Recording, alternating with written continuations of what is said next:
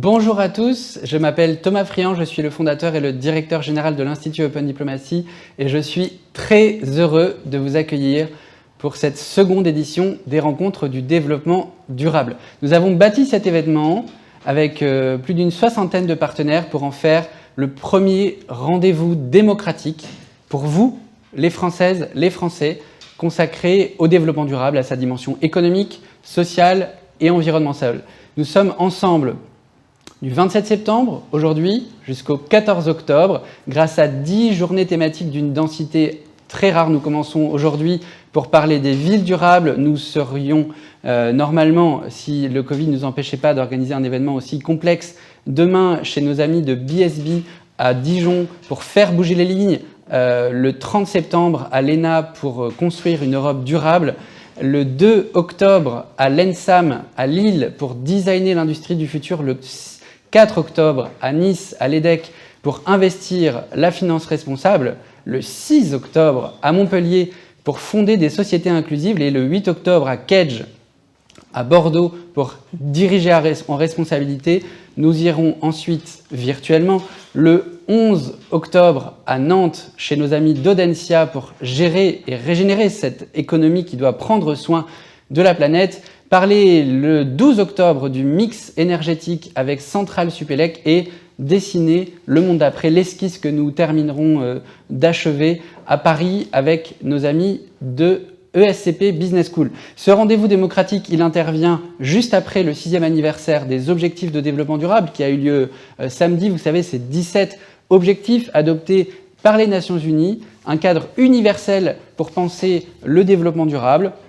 Et c'est essentiel parce qu'à la veille de cette élection présidentielle, le développement durable est la première préoccupation des Français et je dirais même en particulier la première difficulté des Français parce que nous avons, pour notre emploi, pour notre sérénité dans l'avenir, besoin de trouver une voie, un chemin de crête qui nous amène à relever les défis environnementaux et sociaux en repensant notre modèle économique. C'est ce dont nous allons parler tout au long de ces 3 prochaines semaines. Nous avons construit un débat que nous espérons éclairer, un rendez-vous vital car il est transpartisan et je voudrais remercier les parlementaires de toute sensibilité qui nous ont aidés à bâtir ces réflexions de l'extrême gauche à la droite, la France Insoumise avec Younous Omarjee, le président de la commission de la cohésion régionale au Parlement européen, pour le Parti socialiste, pour les Verts, Madame Marie Toussaint, députée européenne, pour le Parti socialiste, Monsieur Guillaume Garot, ancien ministre qui est vice-président de la commission du développement durable à l'Assemblée nationale, pour la majorité présidentielle, Laurence Maillard-Magnery, qui est présidente de cette commission du développement durable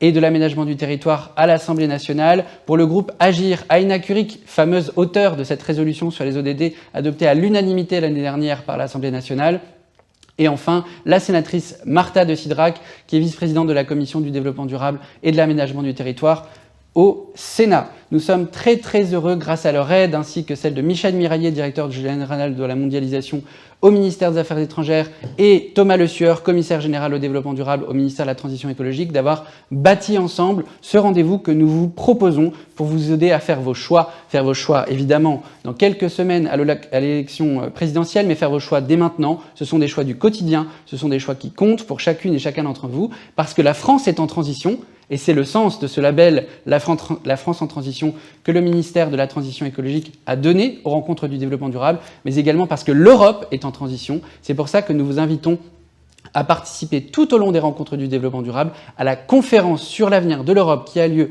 en ce moment même et qui nous vaut le soutien de la Commission européenne. Nous sommes ici en direct depuis la Maison de l'Europe de Paris qui nous accueille très généreusement pour ce direct, le plus large, le plus inclusif possible. Nous voulions sillonner les territoires à votre rencontre. Le Covid fragilise la possibilité de réaliser un événement aussi compliqué, mais nous sommes avec vous. Vous aurez la possibilité de poser toutes vos questions en direct, d'envoyer vos interrogations et nous vous proposerons de passer à l'écran pour discuter avec nos panélistes pour en discuter. C'est possible grâce au soutien de l'ensemble des entreprises qui nous ont apporté leur appui et je cite en particulier nos grands mécènes, Reforest Action, PwC, AXA, à qui j'adresse mes plus sincères remerciements, mais également aux 10 grandes écoles co-organisatrices qui nous ont appuyés dans la conception, la mise en œuvre et la projection de cet événement. Je les ai mentionnés tout à l'heure, je ne les répète pas. Aujourd'hui, nous sommes à Lyon, virtuellement, avec nos amis de l'INSA Lyon et j'ai le plaisir de céder la parole pour cette première journée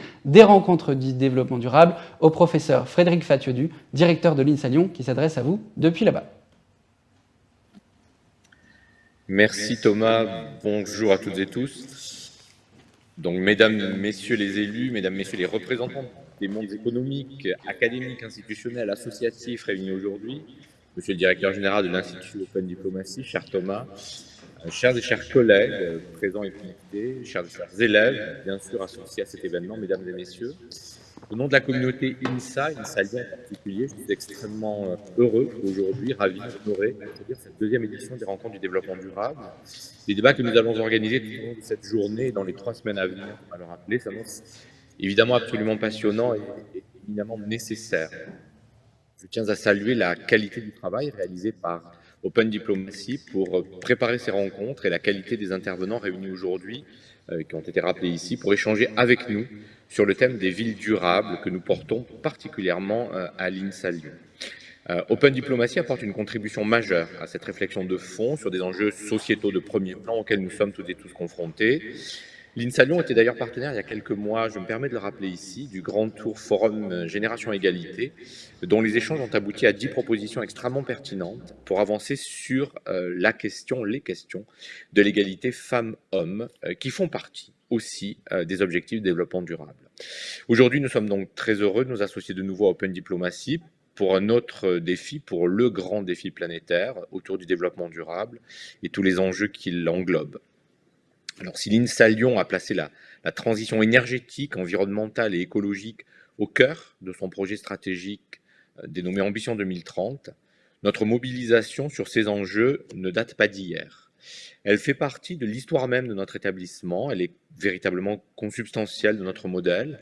Nous avons été pionniers lors de notre création en 1957 en créant notre école sur un modèle totalement innovant d'ingénieurs humanistes, d'ingénieurs citoyens, d'ingénieurs éclairés, déjà soucieux de l'impact des sciences et de leurs applications sur la société, sur l'environnement, pris dans un sens très large.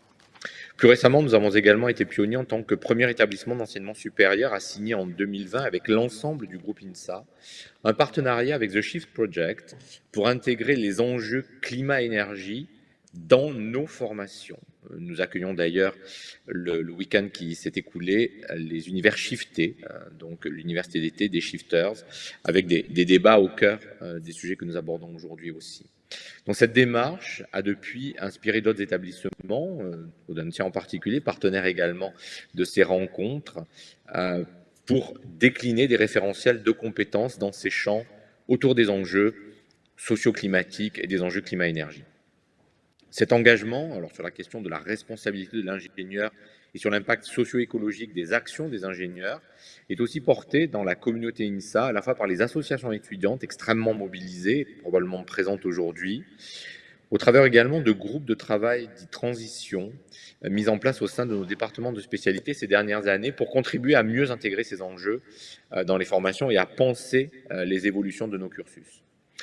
La décarbonation constitue également un engagement extrêmement fort de notre recherche, pilotée par Marie-Christine Bayetto, directrice de la recherche de l'INSA Lyon et intervenante, qui s'est structurée cette recherche en 5 grands enjeux sociétaux depuis plusieurs années afin de mieux répondre à ces défis. Je les énonce ici parce qu'ils font écho au débat que nous aurons. La question de l'énergie pour un développement durable, la question des environnements, milieux naturels, milieux industriels et milieux urbains, qui sont au centre des débats aujourd'hui, la question de l'information, de la société numérique et du numérique frugal en particulier, les questions de santé globale et de bio-ingénierie en matière de remédiation et de qualité de santé, qualité de vie, et puis la question des transports, qui rejoint aussi la question de la ville, à la fois sur les structures, les infrastructures et les questions de mobilité. Nos équipes de recherche développent ainsi des approches pluridisciplinaires en lien très étroit avec des entreprises et des collectivités sur des enjeux socio-écologiques. Et cette structuration est en tant que telle assez originale. Nous retrouvons d'ailleurs, je me permets de l'évoquer, ces mêmes orientations autour du développement durable et de la responsabilité sociétale dans la réponse que le site lyonnais, dont nous faisons évidemment partie, a déposé dans le cadre du PIA4, un projet qui s'appelle Lyon Excellence et que nous avons aussi largement inspiré sur ces aspects-là. Notre fondation, la Fondation INSA Lyon et la Fondation INSA, nos fondations d'ailleurs, sont également très engagées sur ces questions de développement durable. Et dans les registres qui nous intéresseront particulièrement aujourd'hui, je pense notamment à l'alliance que nous avons mise en place avec Atmo, donc l'Agence de l'air, l'Observatoire de la qualité de l'air en Auvergne-Rhône-Alpes, afin de mobiliser nos expertises en recherche et nos élèves sur cette question de la pollution et de la qualité de l'air, essentielle dans les villes particulièrement. Enfin, puisqu'on parle de questions urbanistiques et d'aménagement, je voudrais revenir d'un mot simplement sur notre campus. Prôner l'engagement dans le développement durable, c'est aussi s'engager soi-même. Et le campus de l'INSA Lyon s'inscrit dans une évolution au cœur de la transition énergétique, environnementale, écologique. C'est un campus en grande transformation pour celles et ceux qui pourront le visiter. Ça n'est pas le cas aujourd'hui, malheureusement. Mais la question de l'efficacité énergétique des bâtiments a conditionné un grand programme de travaux, évidemment financé à la fois par l'État, dans le cadre du plan campus, du plan de relance, par les collectivités territoriales. Mais c'est aussi parce que c'est un éco-campus qui se développe, les enjeux de la biodiversité, avec une attention particulière aux espaces naturels, à la restauration d'espaces naturels et à la diversité des espèces, avec des expertises présentes sur ce site, dans ce registre-là. La diminution des îlots de chaleur, qui est aujourd'hui en termes de qualité de vie urbaine un enjeu majeur, et puis la question des modes de transport et des modes de transport doux. Je sais que le président de notre métropole interviendra tout à l'heure, et notre campus est un nœud, un hub de connexion et de transport doux en particulier. C'est aussi un campus démonstrateur des expertises qui découlent de nos engagements en recherche. Par exemple, sur la valorisation des déchets, comme nouvelle ressource, avec Provadems, donc, qui est une plateforme au service en particulier des entreprises et des collectivités territoriales sur la question de l'économie circulaire et de la valorisation des déchets, quels qu'ils soient, déchets urbains, déchets végétaux également, pour produire de l'énergie, produire de nouvelles ressources. Et ce campus est donc un campus extrêmement ouvert sur son territoire, qui a la volonté d'avancer avec la ville de Villeurbanne qui nous accueille, avec la métropole de Lyon, aujourd'hui bien représentée, et puis la région Auvergne-Rhône-Alpes sur ces questions du développement durable. En quelques mots, voici la dynamique dans laquelle s'inscrit l'INSA Lyon par rapport à la thématique qui nous réunit aujourd'hui.